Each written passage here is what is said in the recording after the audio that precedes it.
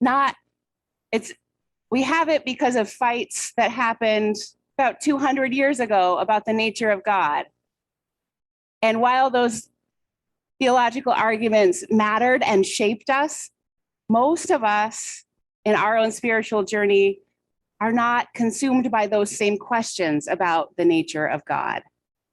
So 130 years ago, this congregation changed its name to People's Church to be a church of the people, by the people, for the people. A church where it is not a hierarchy that makes decisions, but the congregation as a whole is the highest authority. That's all of you, all of the members of the church. And with great power comes great responsibility, as the superheroes tell us. And so today we are focusing our service on the responsibilities we have to this congregation, financially and otherwise. So come, let us gather. Come, let us worship together.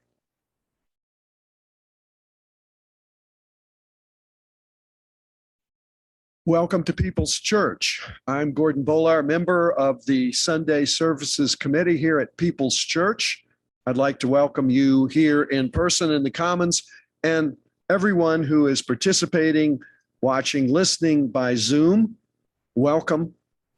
One of the things we do in our search with our full head and heart is we are a very creative congregation. In fact, you're going to hear stewardship talked about in some creative ways today. And speaking of creativity, we have an art wall with an exhibition that's right over there, Images of the Night by Eric Schroer. Next Sunday is Poetry Sunday. You'll hear the wonderful music that we have every week. So creativity is a large part of what we do here at People's Church. So thank you for coming today and welcome here or on Zoom.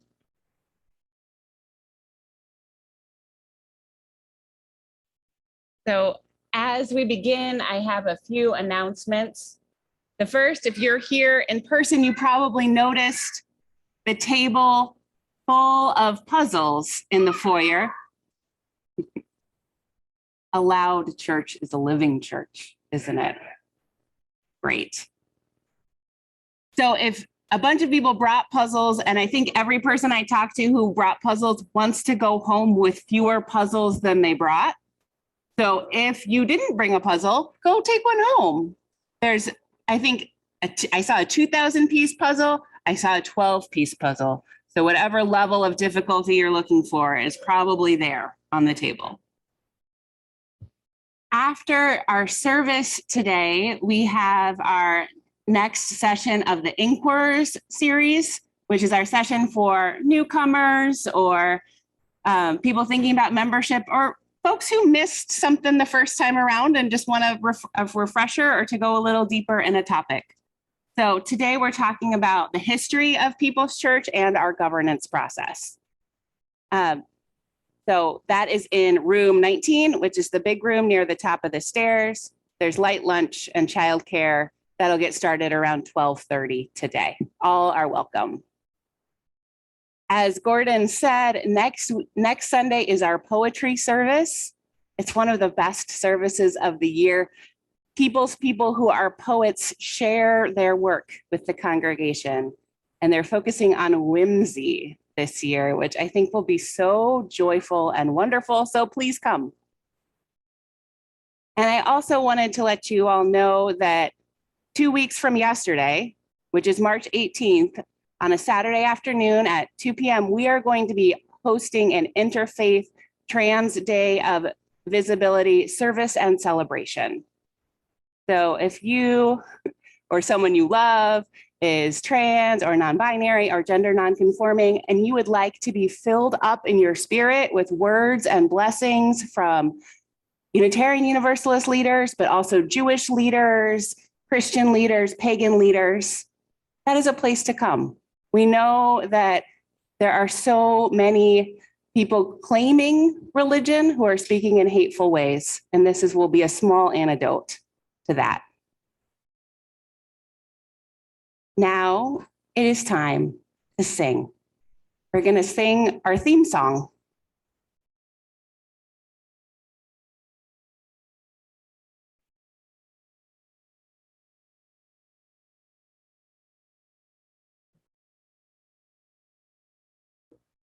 Good morning. Please rise in body or spirit.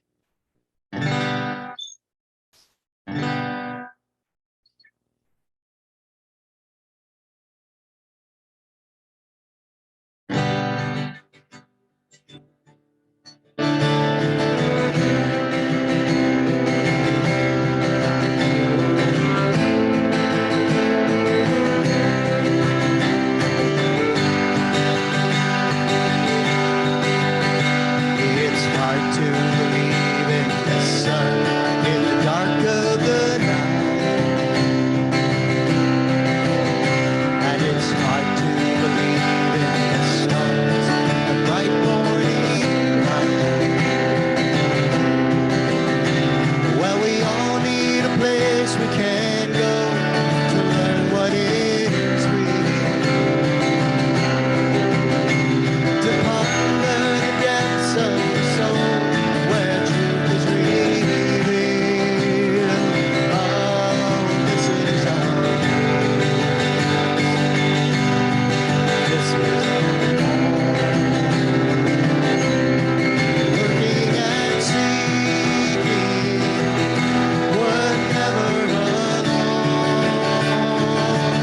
in this mortar and stone, these windows and walls, love's earthly home.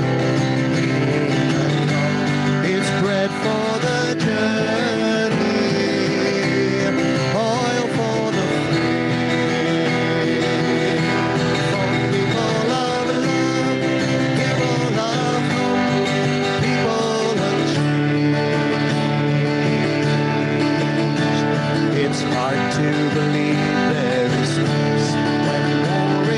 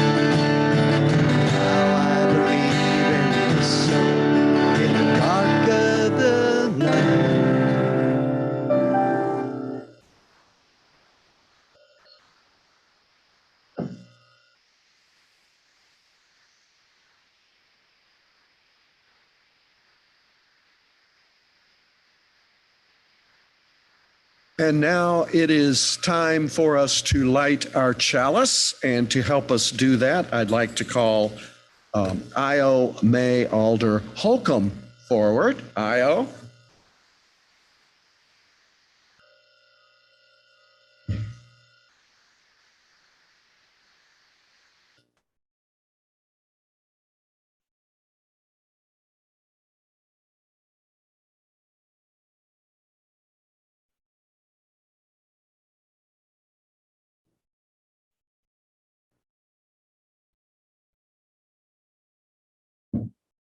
And if you are lighting a chalice at home, you are encouraged to type into the chat box, a chalice is lit in your neighborhood, city or street or town. Our words for the chalice lighting are by John C. Morgan, and it's entitled, "In the End, It Won't Matter." In the end, it won't matter how much we have, but how generously we have given. It won't matter how much we know, but rather how well we live.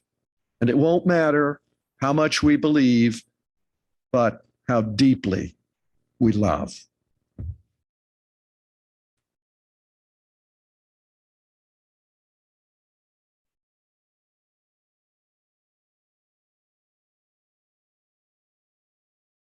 In addition to our chalice lit here at People's Church, we have Zoom folks joining our congregation and lighting chalices from Munson Lake near Grand Junction and Paw Paw this morning.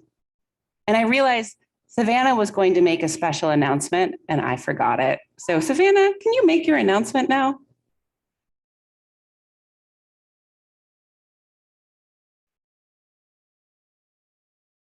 Are we doing? Okay. Okay, now we can. I don't know if y'all know this, but music's for everybody.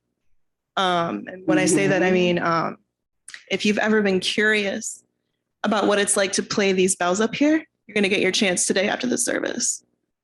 So if you wanna come up, give these a try. We're gonna be here to help you do that. Hope to see you there. That sounds so fun. And maybe a little bit chaotic. So if you don't want to hear all of that, you might want to find a nice spot in the foyer. But I hope you come and ring some bells. Now I would like to invite our children forward for a story and a conversation. And as you come up, make sure you can see either that screen up there or that screen up there, because we've got a lot to do. Do you know that book? Well, we're going to be telling a different version of that story. If you get a mouse cookie. It is, if you give a mouse a cookie. Hey, don't read my story for me. Let's wait for everybody to get up here. I am so glad that all of you are with us this morning. And like most things, being a church costs money. We have to buy all those cool markers you guys color with and all the fidgets. We have to send our teachers, especially our OWL teachers, to special training so they learn how to be excellent at teaching. We have to pay to keep the lights on. We have to pay all the people who work here. You didn't know that? Well, most of those guys in the back are volunteers. We have volunteers who do a lot of the work around here, or people who serve the church members. But who do you think pays for this church? The community. Me? I could not afford to pay for this whole church. And you know what? This church pays me. This is my job. Wait. Any other ideas? Georgina, what do you think? The community. That's what you said too. I know, but you kind of have some inside information. Because you're my kid, you special one. So it's everybody in our church community gives money and pays for the stuff and gives their time and gets everything else. So before we do our story, I'm wondering if everybody up here could yell a super loud thank you to all the people who are here. Wait for my count. All the people who are watching us on Zoom and the people who maybe are on a trip or not with us today, but who nonetheless support our church. So on the count of 3, really loud thank you, okay? 1, 2, 3.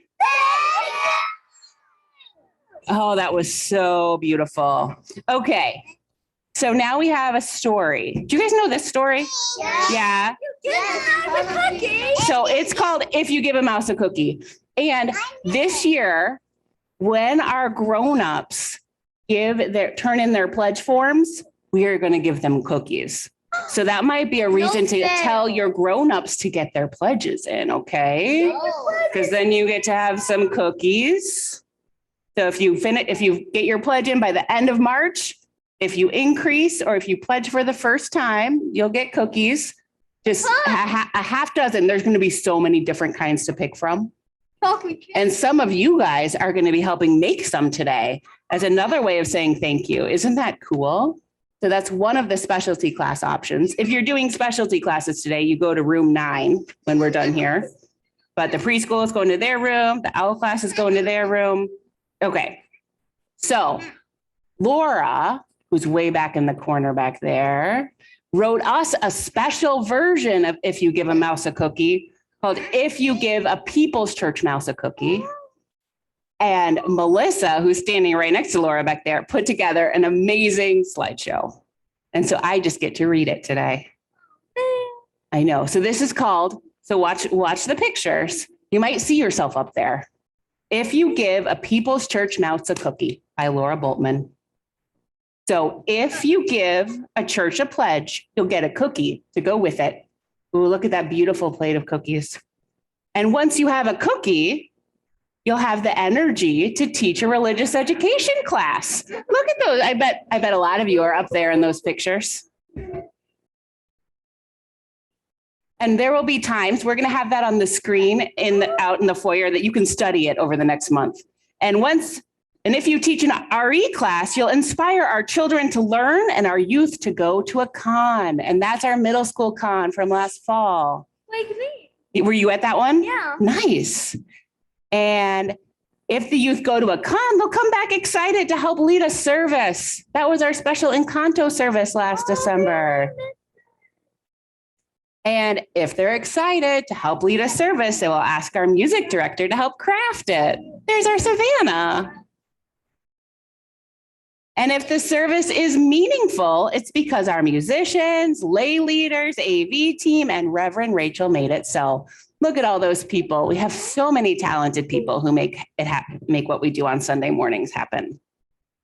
And if all of those helpers and Reverend Rachel made it so, it's because they had the support of the church staff handling so many details. Yep, I'm up there. So it's a picture of, I think all of our church staff doing their stuff, most of them at least. And if the church staff is handling so many details, it's because the building can support both worship and they're working there week after week. Yeah. Yeah, I do work.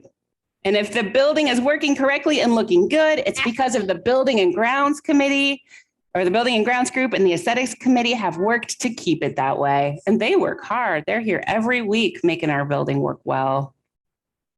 And if Building and Grounds keeps our building running, we can have a library with new and relevant titles.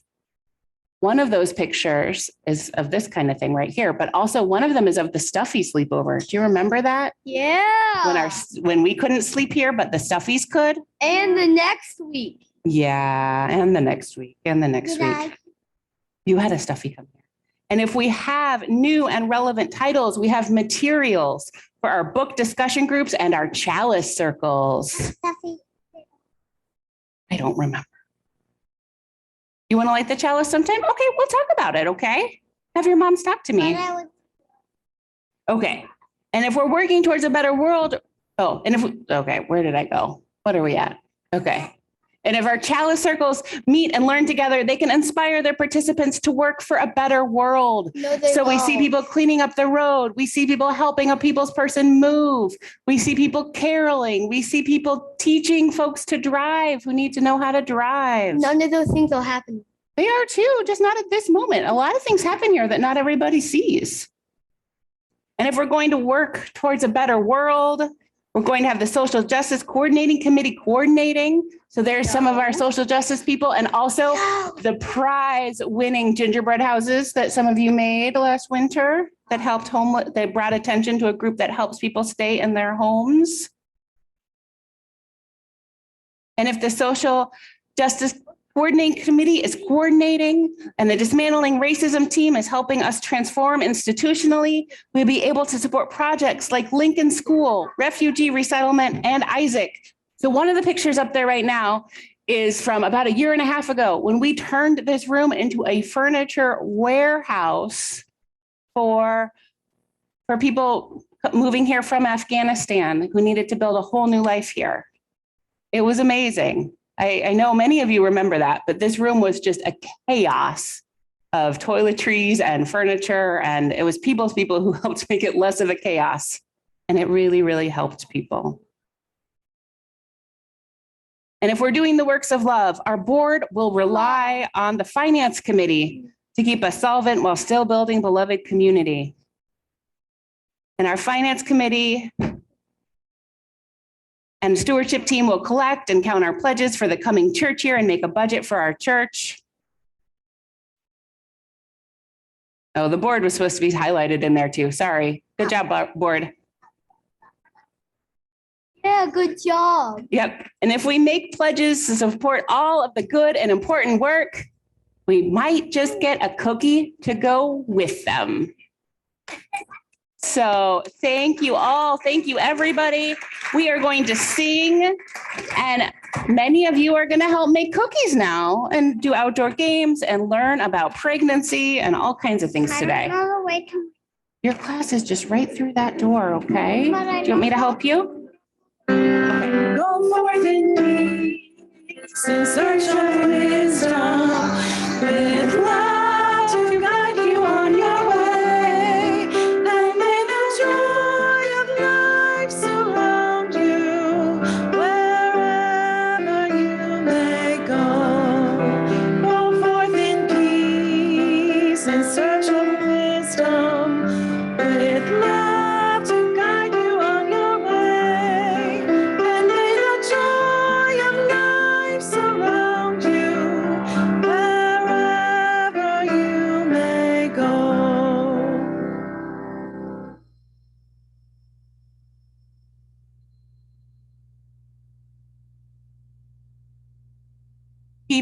People are generous people.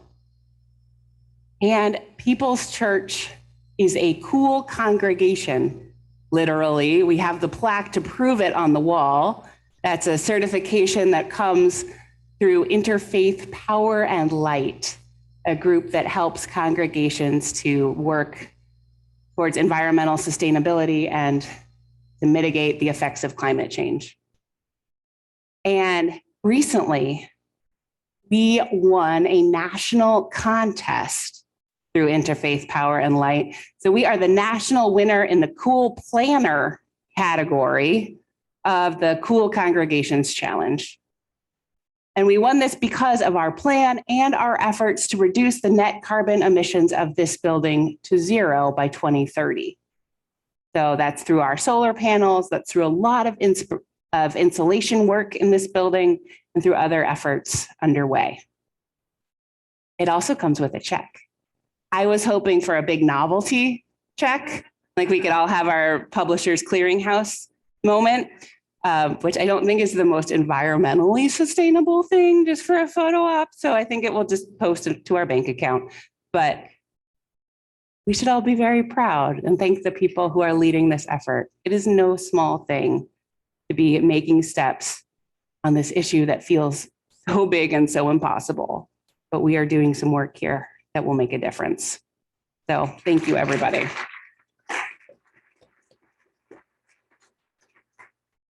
And now I invite you to be the visionary, the generous people that you are.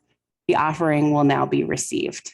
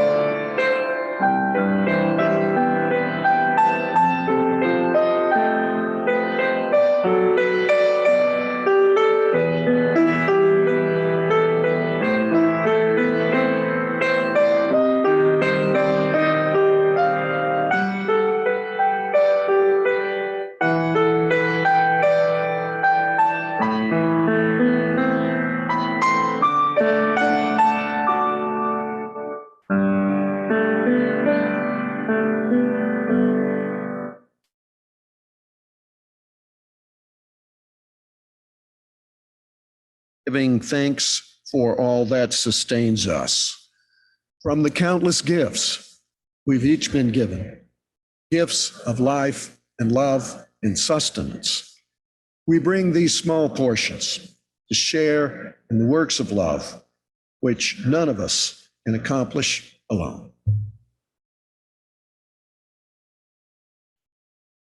People's Church is a community that supports one another. One of the ways that we do that is by taking time when we are gathered to share the joys and sorrows and milestones of our lives. I'm going to close the door to the kitchen because our cookie bakers are getting a little rambunctious.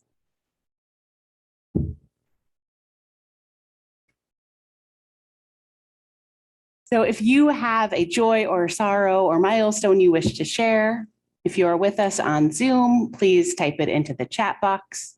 If you are here in person, please come forward, speak briefly, and share your name. And you're welcome to place a stone in our water.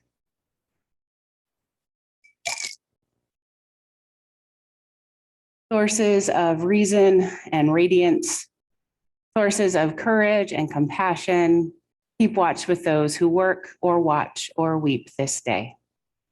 May the suffering be soothed. May the weary find rest. May the sick be tended. May the dying and those who love them find peace. May the joyous be shielded. And may all of us know that we are wrapped in a love that surrounds us always, a web that connects us to all that exists.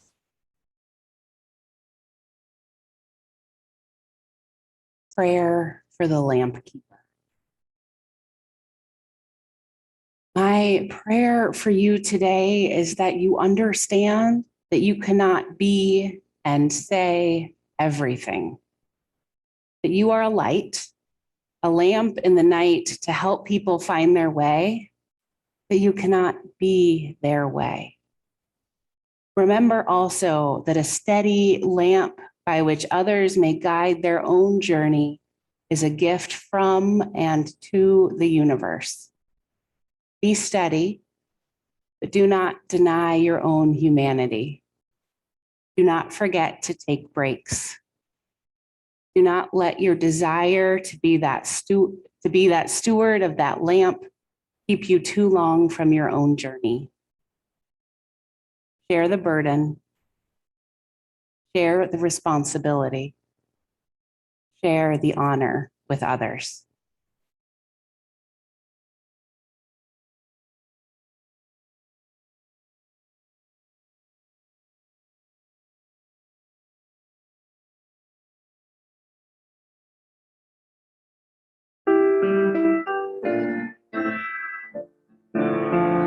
May I be filled with loving kindness.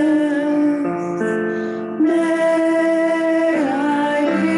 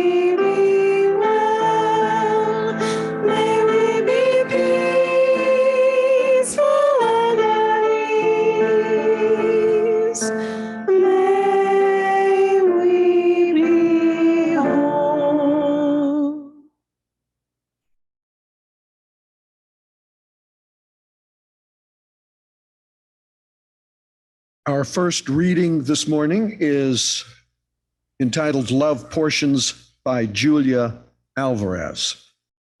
We're always fighting about household chores, but with this twist, we fight to do the work. We both want to fix dinner, mow the lawn, haul the recycling boxes to the truck, or wash the dishes when our guests depart. And I don't mean little spats, I mean real fights. Bang doors and harsh words over the soap suds. You did it last night, no fair. You shopped. The feast spoils while we argue portions, both so afraid of taking advantage. But love should be unbalanced, a circus clown carrying a tower of cups and saucers who slips on a banana peel and lands with every cup still full of hot coffee. Well, almost every cup. A field of seeds pushing their green hopes through the frozen earth to what might be spring or a spring-like day in midwinter. Love ignores neat measures.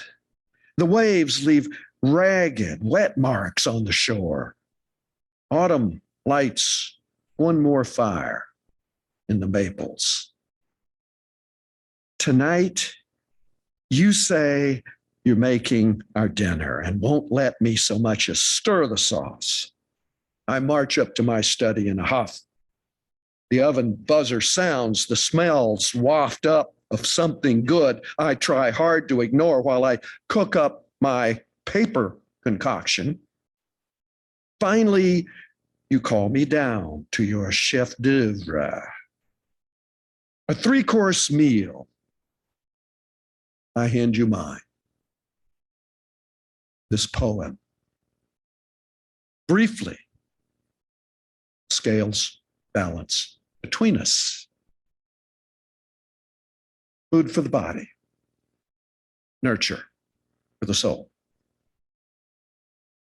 And our second reading is by Ross Gay from Inciting Joy. And this passage is part of a larger essay about the work of creating a community orchard with the mission to provide free fruit for all.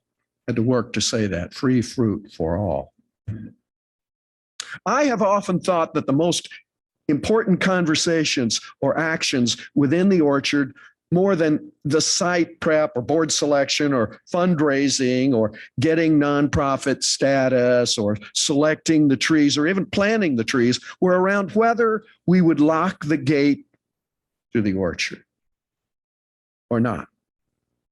The lock was not an unreasonable idea, not only because of the material value of the trees and such, there was going to be thousands of dollars worth of trees in there, but also because of the labor that had gone into making the orchard. This was not only the many hours labor of the board, but time shared, support given by many, many people. Truth is, things get busted. It was within the realm of possibility that if the gate was not locked, someone might walk into the orchard with a shovel and dig out all the trees, either for their own orchard or to sell. It wasn't the call, the dream, free fruit for all. What if someone took a tree from the orchard and planted it at their house? What if, when the fruit started coming on, in a full few years hence, someone came in and took all the apples and sped away? Would that be the worst thing? I remember Stacy, the founder, very clearly, very adamantly saying the point of the orchard is to give it all away. Someone needs a tree, a bunch of apples, or harvests all the blackberries. Shouldn't they take them? Isn't sharing the dream? Isn't that why we're doing this? And she didn't say it exactly, but almost, isn't the dream that no one owns all the fruit or all the land or all the resources?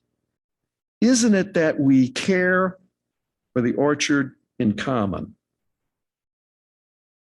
Isn't it the commons, which caring for, we realize could never belong to us.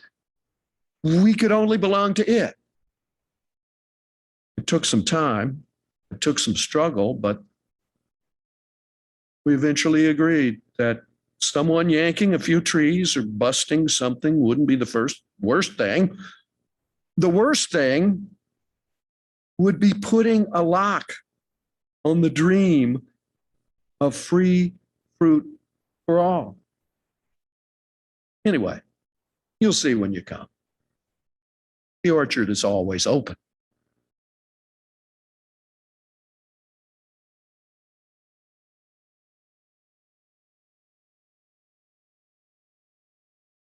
Our final reading is Potluck by Lynn Unger. Sure, there are grand cathedrals that proclaim God's glory to the heavens, preachers who shout the word unto the faithful, gilded temples rich with incense and chanting. Who doesn't want to reach out and try to grasp the eternal? And shouldn't we try 10,000 ways to build the kingdom of heaven? Whatever your theology, we all have our religion. This is mine. Bring the best you have to offer. Be fed by what is on the table. Be grateful for the feast.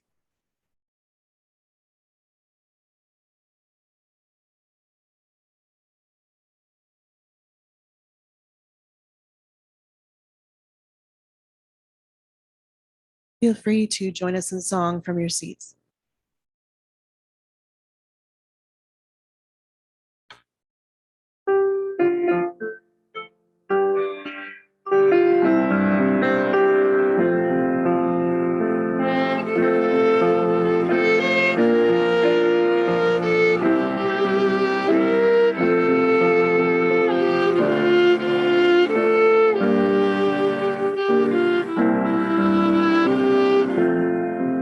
From you I receive, to you I give.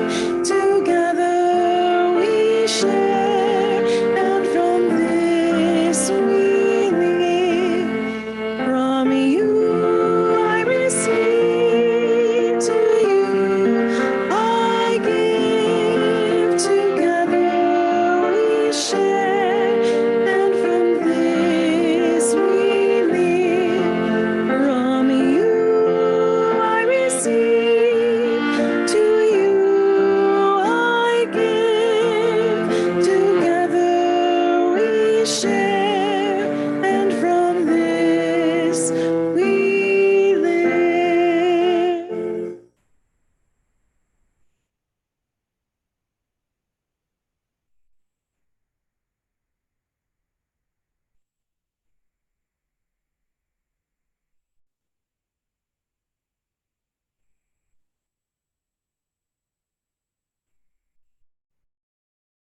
Last fall, my spouse was promoted.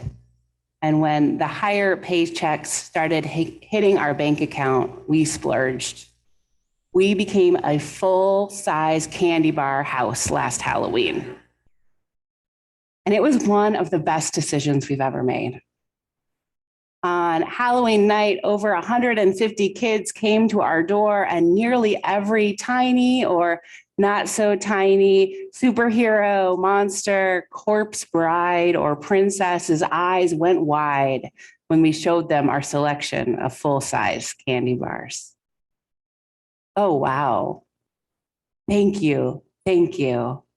And my very favorite, a kid who said the quiet part loud, yelled out to his friends who were still coming up our front steps, "This is why we trick or treat in the rich people neighborhood."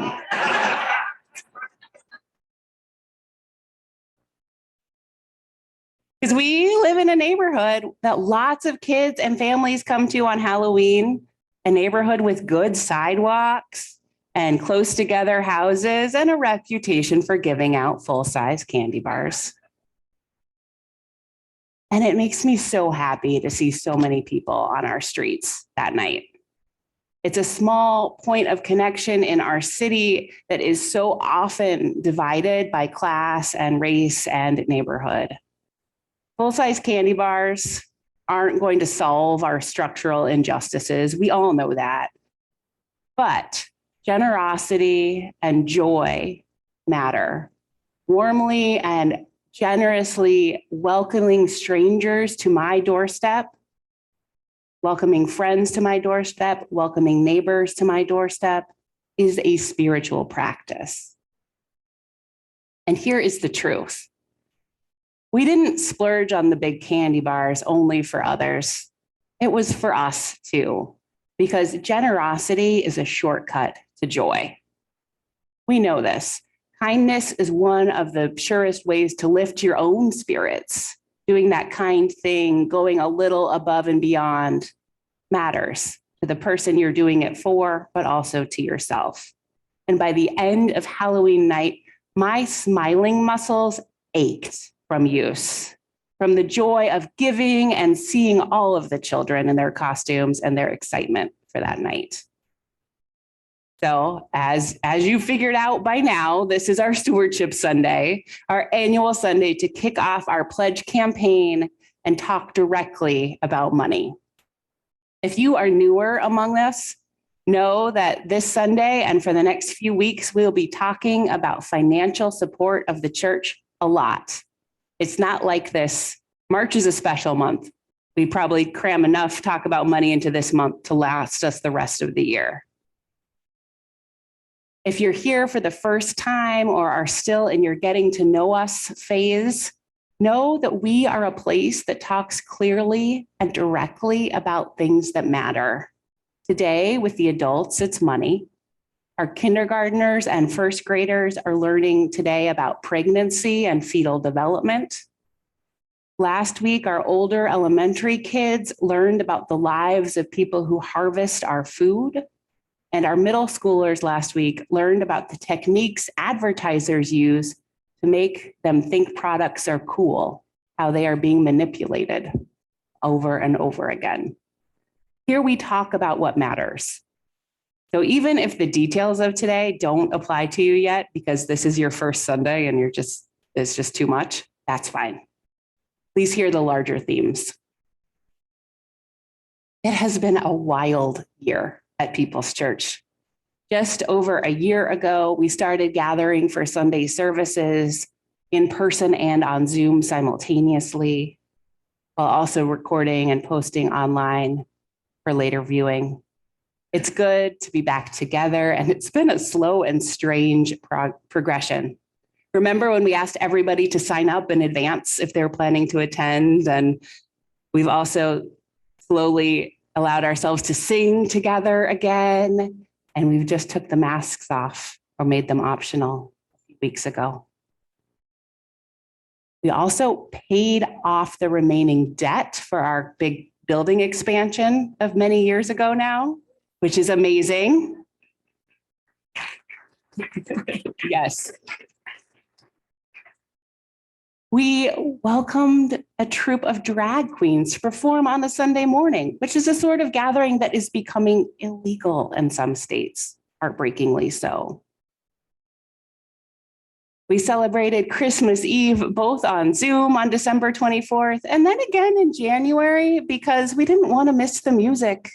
Calendar be damned. We have partnered with Temple B'nai Israel and Congregation of Moses to continue to support dozens of people who fled Afghanistan as they build a life in Kalamazoo. We have shown up for each other in good times and bad, in communities and committees and chalice circles on Sunday mornings, at the bazaar, book clubs, and so much more. Just over a year ago, we held a congregational meeting where the church membership adopted new bylaws. It was a contentious meeting with divided votes. 3 people who disagreed with the majority resigned their membership in the church immediately following that meeting. And in the year since, there has been congregational conversations, many small group conversations, so many emails, and lots of truth spoken with love and with passion. It's been imperfect as we navigate this, but it has been good. There are things, of course, that I and others would do differently if we were doing it again, but those of us in the thick of it have learned a lot. We are learning through navigating this conflict that we can disagree about things that matter and still be a church. It's hard, it's awkward, it's confusing sometimes, surprising other times, but we can stay connected and stay together, and that is beautiful and precious. Conflict does not kill us. If anything, having differences rise to the surface and be a topic of discussion is good for us, if uncomfortable. This church had a large conflict 30 years ago that led to a split and the founding of the Unitarian Universalist Community Church in Portage. And for more details on that, come to the church history session after the service. But our most recent conflict has been teaching us a new way. We can disagree about things that matter and still be one church. Disagreeing about things that matter and still being a church is the central promise of Unitarian Universalism. This community is atheists and agnostics, religious naturalists, Buddhists, Christians, Hindus, Muslims, humanists, pagans, mystics. I could keep listing religious identities. And we disagree about theology, about some of the biggest questions there are, about stuff that wars have been fought over. And we are one church. We can disagree about bylaws and be one church.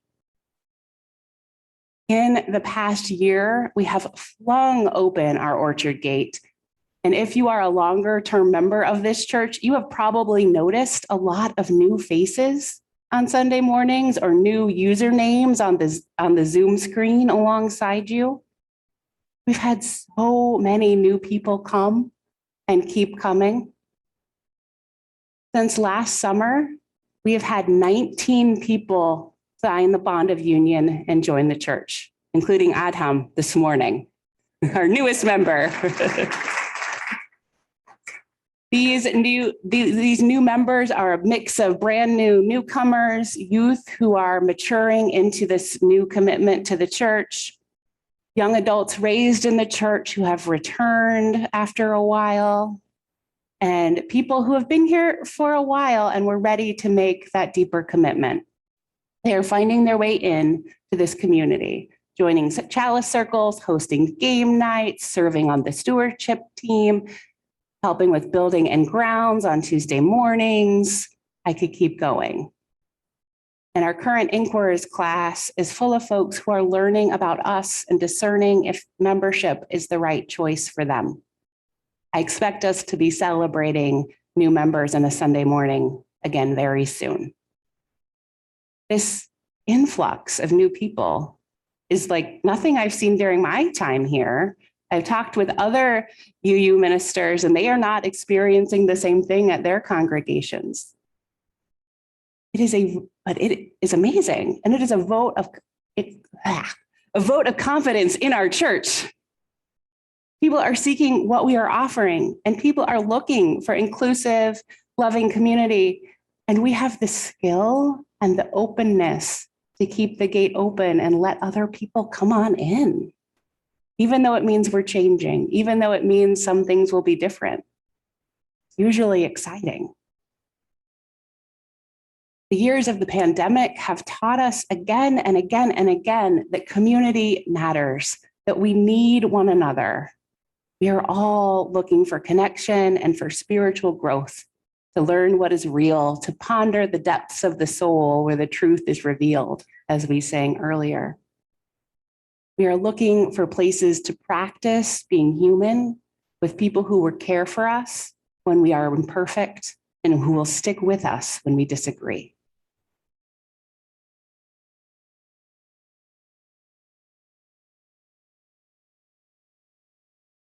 People's Church is a radically anti-capitalist project.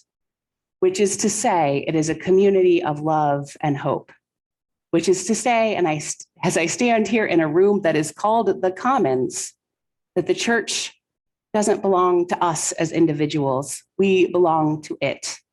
We belong to each other. We keep the gate of our metaphorical orchard unlocked because we offer what we have: nurture for the soul, connection, community, free to all. We never charge admission, even though with the music as good as it has been today, we probably could. We don't give the best seats to the highest givers. I'll let you all decide where the best seats in the house are. Maybe the back row, I'm not sure. On the days when my voicemail and text messages and email inbox and messenger inbox and all of the different ways we have to connect with each other is overwhelmed with messages, I don't check giving records before I respond. I see who is in crisis, what is urgent, and take a deep breath before beginning with the highest need. All of this, like everything we do, is rooted in the logic of community and care, not the logic of capitalism. And yet, this community of care needs capital to operate. It is your time, your talent, your money that makes everything we do possible. I am not the one bankrolling this operation, despite what some of our young people may believe. Whew. And you saw that in our story earlier. We all do so much to sustain this community. So today we are asking people to make pledges for the fiscal year that begins in July. Over the next months, as pledges are received, your stewardship, finance, and board leaders, along with administrative staff, will be collecting pledges and building a budget for church members to vote on at the to begin to vote on at the congregational meeting in May. A budget is a moral document. How we spend our money as individuals, as families, and as an organization is part of how we make our values real in the world. People's people know this. At the annual congregational meeting last year, there was a move from the floor to amend our budget to make sure that every People's Church employee earns a living wage for our community, which was then nearly $16 an hour. And then you all raised that extra money in just a few weeks to make that real. It was amazing.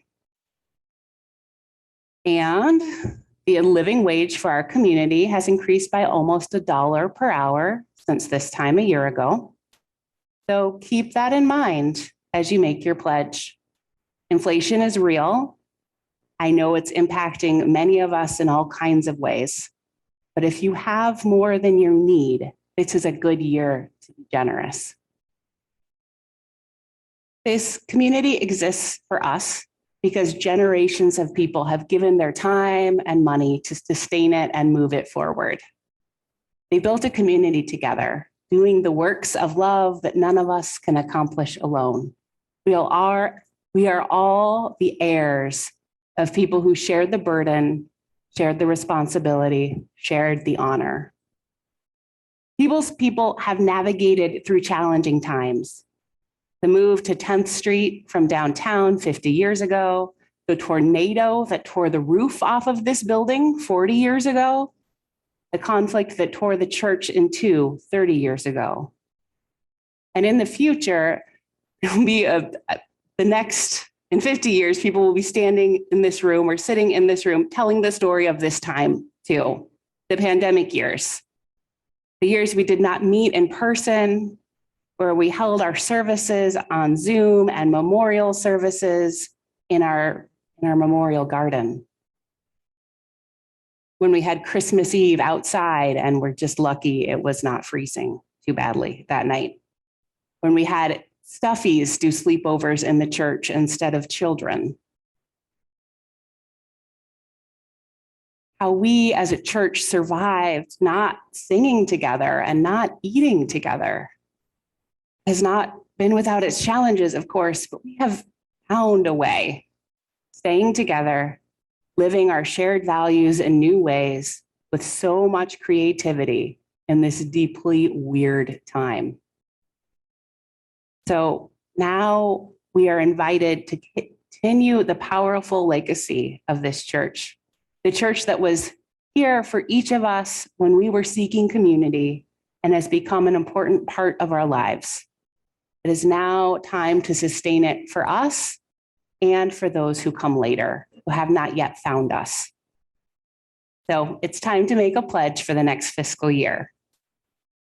But what if your financial situation is uncertain?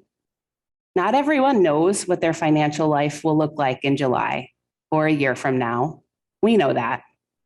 Please complete a pledge form with your best estimate.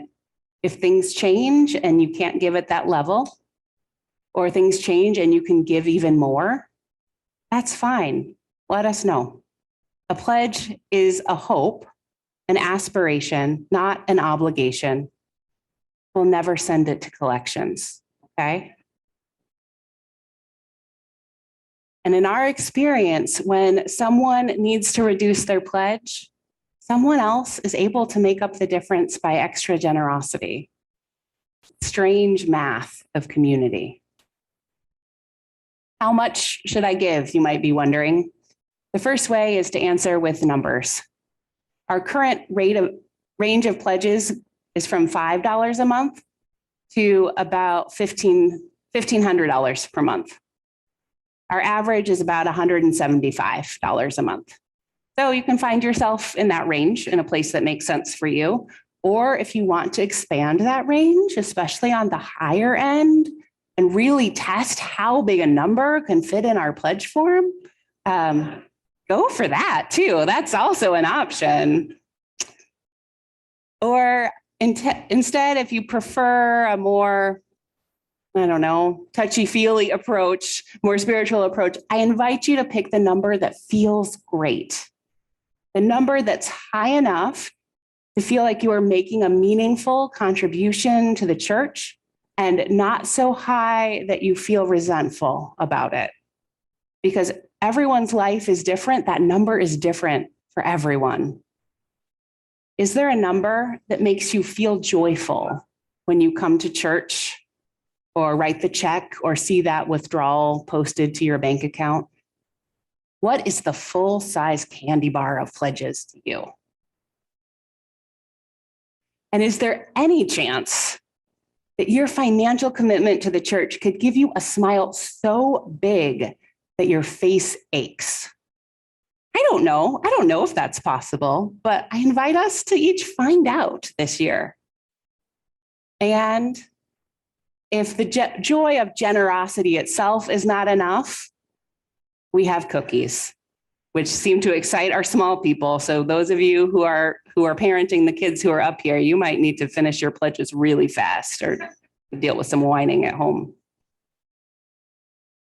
Everyone who pledges by the end of March, increases their pledge, or pledges for the first time will receive a half dozen homemade cookies made by People's People, including some of our children and youth baking right now in the church kitchen. I was hoping the smell would really be wafting in by now, but I don't think we've got it yet. But just imagine. So if you pledge today, or if you're one of our three stalwarts who already pledged before the stewardship service, and I think you all are either here in person or on Zoom today, getting to feel smug, you can pick up some cookies too. And over the next few weeks, we'll have a larger variety of cookies, including gluten-free options for People's People to pick up in church after you've pledged. And we have a team of delivery drivers who will be covering the area if you are someone who does not join us in person very often. So I invite you to find some time over the next few weeks to think about your finances and your commitment to the church and figure out what financial commitment you can make to the church for this next year. If you are with us in person, many of you have already grabbed your pledge envelopes because you are overachievers, but there's a table in the foyer. Please pick up we think we have envelopes for most of you. If you're brand new, you might need to just grab a blank form because we don't know you very well yet. and complete it, or bring it back. Or there's an online pledge form that was in our newsletter and our weekly email, and I think you'll be getting a special email too. But if all of that misses you somehow, call the church office and we will make sure that you get what you need. And we'll be mailing out pledge forms, all the pledge forms remaining after today. So if you're not with us in person, you'll get it that way. So may we be generous and may we be joyful in this stewardship season. May we honor the legacy of commitment and generosity that has brought the People's Church of Kalamazoo this far, through so many challenges, into this new moment that we get to navigate together. And may we carry it forward for ourselves and for those who come later. May it be so. May we make it so. And amen.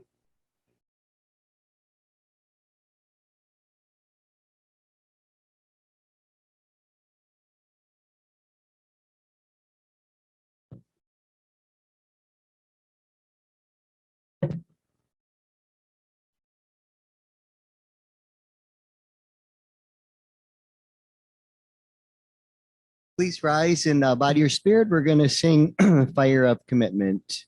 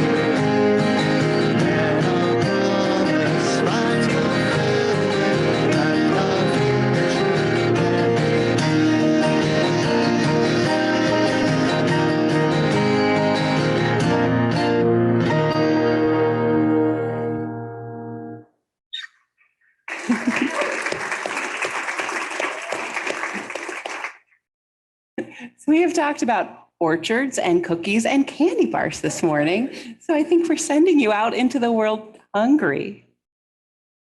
but hopefully inspired and generous as well. So let us go in peace and go in love. Thank you, all of you. I would scream it as loud as children, but nobody needs to hear that on the microphone.